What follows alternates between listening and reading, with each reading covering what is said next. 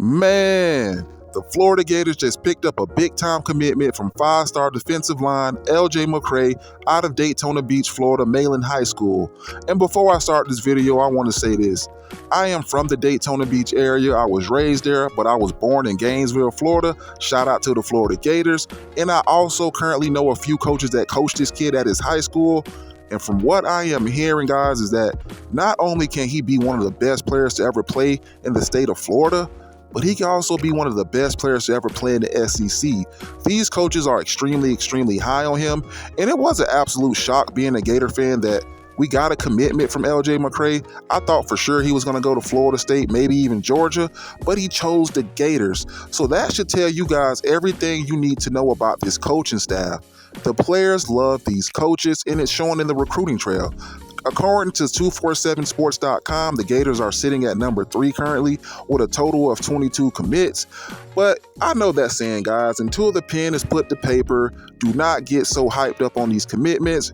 But I'm pretty sure that he's going to stay committed to the Florida Gators because DJ Lagway is actually the biggest recruiter in this whole class because he's actively texting and reaching out to players trying to get them on board at the University of Florida. And everybody in this recruiting class seem to be really close, really locked in. I mean, they're in group chats, they're talking to each other. And I really feel like the Gators are going to end up with the number 1 class. How is it going to happen? From what commitments? I don't know.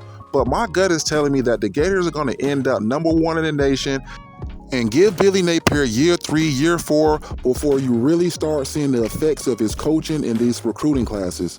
Now, let's talk about this defensive line unit the Gators are bringing in again. Shout out to D-line coach Sean Spence.